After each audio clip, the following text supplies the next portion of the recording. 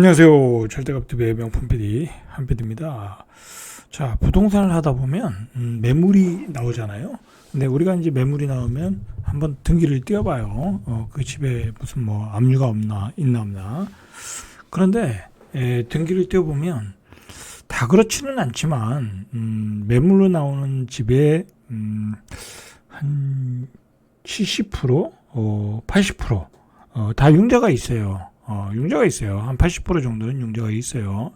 그런데 그 80% 중에 또 융자가 많은 집이 많아요.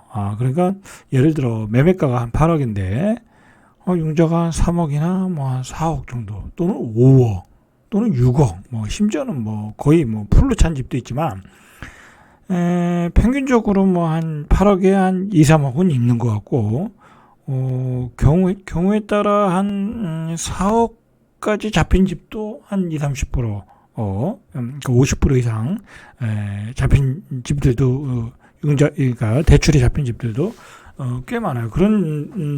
그렇게 대출이 많은 집들이 사실은,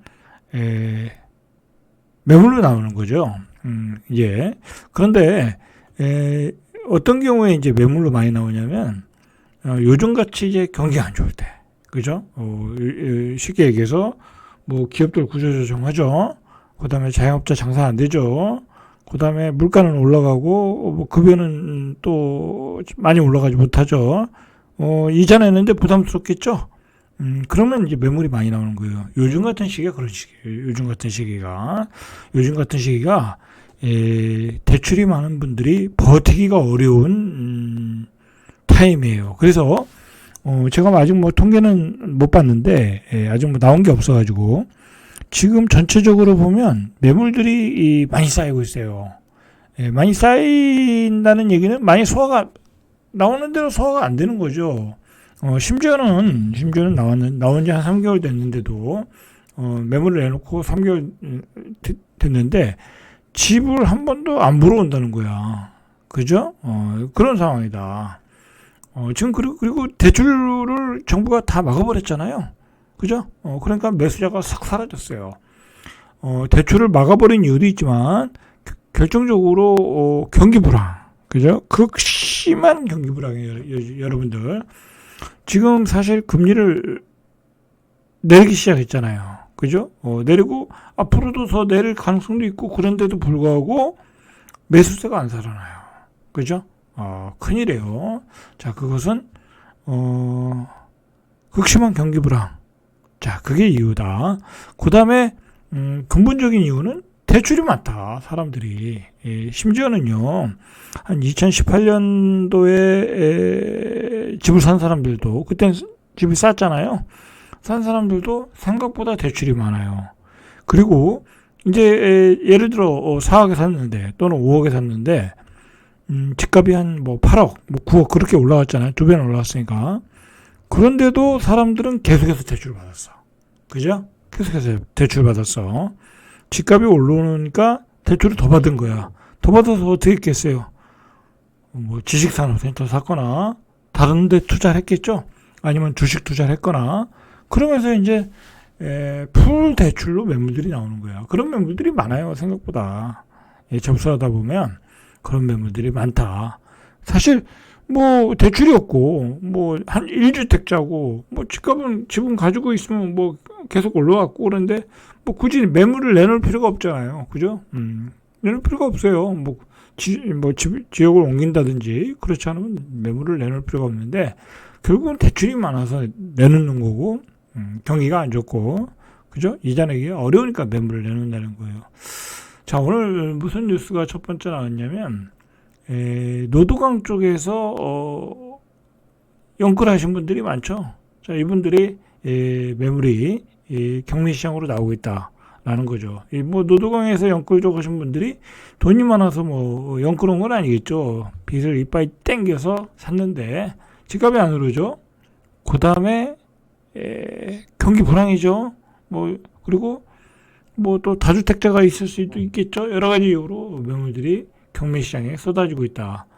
그래서 경매 진행 건수가 급증했고 9년 만에 최고치다. 그리고 낙찰률도 떨어지고 있다. 물론 이제 강남의 낙찰률은 조금씩 올라가고 있어요. 그러나 B급, C급, 그죠?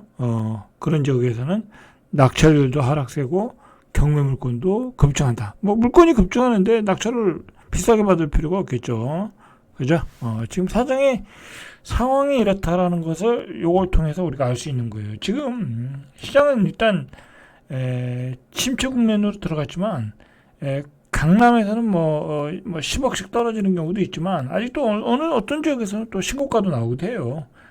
강남은 그렇다 치더라도 지금 그러나 이 실물 경기에 영향을 받는 뭐 노도강 금강구 이런 평범한 지역에서는 경매 건수가 늘어나고 있다라는 거죠. 10월 아파트 경매 진행 건수가 380건, 2015년 4월에 401건 이후 최대치, 전달에 169건이니까 2배 이상 급증했다는 거죠. 이건 뭐예요? 이자를 못 내고 있다. 낙찰률도 41.3%로 9월달보다 4.3% 떨어지고 있다라는 거죠. 이게 시장의 지금 분위기를 알려주는 거예요. 자, 여러분들, 뭐 내가 지금 다니는 직장이 언제 잘릴지 모르는데, 뭐 누가 집을 사겠어요. 자, 전국 아파트 경매 진행 건수도 9월 달에 2,933건, 19.1% 증가한 3,493건으로 집계. 10월 달에, 신가 전국 아파트 경매 진행 건수도 거의 20% 증가했어요. 자, 이게 2020년 11월 3,593건 이후 11개월 만에 월별 최대. 자, 여러분들, 갑자기 이렇게 증가한다는 이유는 뭐예요? 안 팔린다. 그리고 경기가 급속히 냉각됐다. 여러분, 실제로 지금, 장사가 안 되시는 분들, 자영업 하시는 분들은 아실 거예요. 그죠? 10집 중에 3집은 그냥 문 닫고 있어요. 그냥 문 닫고 도망가고 있어요. 그냥 도망간다니까? 원상복구를 해야 될 거 아니에요. 그죠? 원상복구를 해야 되는데 원상복구 비용도 어마어마하잖아요. 그죠? 그러니까 그냥 도망가더라고. 그냥 월세 안 내고 관리비 안 내고 그러고 도망가는 거야.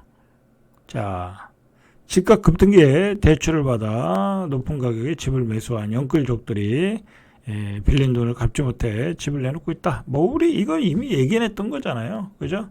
자, 그러면 이분들이 뭘 실수했어요? 이번 반등할 때 팔았어야죠. 그죠? 반등했을 때 팔았어야지. 못 파니까 이런 사태가 일어나는 거예요.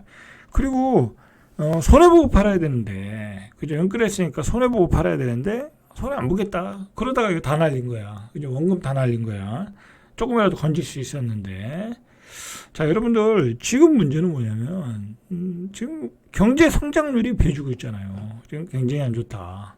지금, 피부로 느낄 정도로 안 좋다. 그죠? 뭐 계속 이야기 하잖아요. 그죠? 우리 코스피 지수도 얘기하고, 주식시장도 얘기하고, 그 다음에 우리 사업 자체가 지금 구조조정 들어갔고, 우리가 잘 나가던 사업들, 그죠? 석유화학, 뭐 LED, 뭐 여러 가지 중공업, 지금 뭐 포철도 그렇고, 그죠? 철강도 그렇고, 구조조정 들어가야 될 타임이잖아요. 들어갔고 이미. 자, 어쨌든 내년에 한국의 잠재 성장률이 2%도 어렵다라는 게 지금 많은 그 금융센터, 국제금융센터 외국인들, 그죠? 외국인들 투자은행들 8곳에서 제시한 성장률이 2%도 어렵다. 그죠? 여러분 1%대 가면 지금 금리가 기준금리가 지금 뭐 3.75인가요? 5 정도 하죠. 한번 내렸으니까. 그러면 3.5는 성장을 해야 되는 거예요. 그죠? 못해도 3.0은 성장을 해야 되는데, 올해 2%대도 어렵고, 올해 2%대는 될 것 같고, 내년에 이제 2%대도 어렵다. 이렇게 되는 거잖아요. 그죠? 그렇기 때문에, 굉장히 어려운 상황으로 가고 있는 거예요. 자, 9월 말 평균이 2.1%. 10월 말 평균이 2.0, 그죠? 또 낮아졌어요. 그러면 11월, 12월 가면 뭐 좋다고 하면 이 정도 나올 거고, 이제 1점대로도 떨어질 수 있는 거죠. 그죠? 뭐 지금 뭐 소비가 안 되고 있는데 성장이 나올 수가 없는 거죠. 그죠? 자, 국제금융센터에서 내년의 성장률을, GDP 성장률을 얼마로 봤냐면, 시티은행이 1.8, JP 모건이 1.8. 자, 5개 IB가 2%에 못 미치는 성장률을 지금 예상하고 있어요. 자, 이게 뭐예요, 이거? 저출산, 고령화, 저성장. 그죠? 이제 잃어버린 30년으로 가는 거예요. 잃어버린 30년으로. 자, 이렇게 되면 빚을 많이 내서 집을 산 사람들은 크게 고전할 수 있죠. 그죠? 뭐 강남도 예외가 아니에요. 강남도 예외가 아니다. 자, 이제 피곤해지는 거예요. 그래서 제가 뭐라고 했어요? 빚을 빨리 갚아라. 그죠? 빚을 빨리 갚아라. 지난 2분기 성장률이 마이너스 0.2, 3분기 성장률이 0.1. 그러니까 사실상 역성장으로 가고 있어요, 지금. 자, 기존의 성장 경로를 따라가기 위해서는 0.5% 이상 달성해야 된다. 자, 그런데다가 우리가 이제 이게 내부적인 문제잖아요. 지금까지 얘기한 거는. 자, 외부적인 문제가 생겼어요. 내후 외환이 되어버렸어요. 트럼프의 쓰나미죠. 자, 트럼프가 우리나라 같은 나라에 일반 관세를 10% 더 부과한다고 그래요. 자, 그럼 우리 수출 경쟁력이 떨어지겠죠. 자, 우리나라 수출이 142억 달러에서 많게는 347달러까지 줄어든다. 많게는 60조까지 줄어든다는 거예요. 그죠? 수출이 줄어든다. 뭐 이거는 팩트죠. 그죠? 앞으로 벌어질 일이죠. 그런데다가 문제는 지금 달러 강세로 되기 때문에 우리가 수입해야 되는 원자재 가격이 올라가요. 그러면 또 물가 상승이 또 문제가 되고 이제 3고가 되는 거죠. 3고가. 그렇게 되면 어떻게 되겠어요? 물가가 올라가면 우리가 소비를 못해요. 그죠? 우리는 아주 어려운 상황으로 지금 가고 있는 거예요. 그러니까 지금 시장이 움직이질 않아요. 특히 부동산은 고가 시장이잖아요. 움직일 수가 없어요. 그죠? 이제 결정탈백인 거예요. 그러니까 정부도 진퇴양난이죠. 이거 이럴 때는 금리도 내려야 되고 예전 같으면 그리고 대출도 막 풀어야 될 텐데 그러지도 못해. 정부 입장에서는 지금 대출로 풀 돈이 없어. 대출로 풀 돈도 없고 부채도 너무 많아. 그죠? 그리고 이러다가 말 그대로 제2의 IMF 같은 사태가 안 벌어진다고 장담할 수 없잖아요. 그런 상황에서 이렇게 부채가 많으면 다 착살 나는 거야. 그죠? IMF 때는 부채는 없었잖아요. 가계부채는 없었잖아. 근데 이렇게 부채가 많은 상태에서 구조조정이 일어나고, 그 다음에 외환위기 같은 사태가 일어나면, 이거는 난리가 나는 거죠. 그러니까 정부가 이렇게 돈을 틀어막는 거죠. 윤석열 정부 초반에는 정책금융대출로 42조까지 풀었는데, 이제 그렇게 못해요. 이제 그런 정책을 피기가 어려워. 그죠? 그런 상태에서 지금 내후 외환의 위기를 맞이하는 거예요. 자, 한국은행에서도 이미 8월 발표한 수정 경제 전망을 통해서 올해 경제 성장률 전망치를 2.5에서 2.4로 낮췄고, 계속 낮추고 있는 거예요. 한국은행에서도 낮추고 있고, 그리고 이창용 한은 총재는 올해 성장률을 2.2에서 2.3, 낙관적으로 보면 이 정도, 2.0에서 2.2, 그리고 내년은 1%대, 그죠? 계속 떨어진다. 그렇게 지금 전체적인 얘기가 나오고 있어요. 자, 일본이 이제 잃어버린 30년으로 갔었는데, 자, 우리도 일본과 비교를 해보니까, 우리나라 노동 가능 인구, 생산 연령 인구죠. 증가율은 일본보다 항상 앞섰다라는 거야. 그죠? 이게 왜 중요하냐면, 이 사람들이 생산을 하는 인구다 보니까, 이 경제 성장을 시키는 원동력이에요. 그죠? 생산도 하고 세금도 내고, 그리고 이 사람들은 복지 혜택을 받는 사람들이 아니잖아요. 자, 그렇기 때문에 일본은 90년대 중반 이후 노동 가능 인구가 줄어들기 시작했지만, 자, 우리나라는 2018년부터 증가세를 유지했다. 우리는 계속 유지했다라는 거예요. 일본은 90년대 중반에 노동 가능 인구가 줄어들었고, 그러면서 이제 잃어버린 30년이 된 거죠. 근데 우리는 2018년도까지 증가세 유지했는데, 이게 2019년도부터 우리나라도 노동 가능 인구가 줄어들기 시작했다라는 거야. 그죠? 자, 잠깐 볼까요? 이거죠. 생산 연령 인구가. 자, 보시면, 자, 이렇게 지금이 2024년, 여기죠, 여기니까, 2035년만 돼도 이렇게 줄어드는데, 숫자로 볼게요. 이거를. 자, 지금이 3,632만 명 정도, 32만, 3,632만 정도. 근데 2035년 되니까 3,187만 명. 그죠? 뭐 몇백 명이 주는가? 한 400만 명, 350에서 400만 명이 줄어드니까 한 10%가 줄어드는 거예요. 생산 연령 인구가. 뭐 뒤로 40년도 가면 2,800만 명 되니까 한 800만 명이 줄어드는 거고, 뭐 그때는 좀 너무 먼 시기니까 그렇다 치더라도 한 2030년 안에 한 400만 명이 줄어든다. 고령화 인구가 또 400만 명이 늘어난다. 그죠? 세금은 덜 내고 복지로 들어갈 세수는 더 많아지고, 그죠? 경제가 좋아질 수가 없다라는 거야. 그죠? 거기다 우리는 지금 부채가 어마어마하고, 지금 집 산 사람들은 돈을 벌어서 다 빚을 갖고 있고, 그죠? 상황이 안 좋다. 뭐 그런 얘기죠. 자, 완전히 활력을 잃었어요, 요즘. 우리 경제를 보면, 그리고 우리 자영업자들을 보면 완전히 활력을 잃었어요.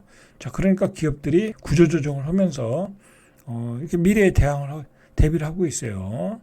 자, 이런 상황이다. 자, 이런 상황에서, 뭐, 경매 물건은 자연히 늘어나고 있고, 부동산 시장은 매수세가 다 사라졌고, 그죠? 정부도 이제 시장을, 부채를 줄여야 되겠다라는 위기의식을 느끼고 있고, 거기에다가 IB 투자은행들은 내년에 성장률을 1% 이하 저성장으로 예측을 하고 있고, 그죠? 굉장히 어려운 상황으로 가고 있다. 절대값TV의 명품 PD, 한 PD였습니다.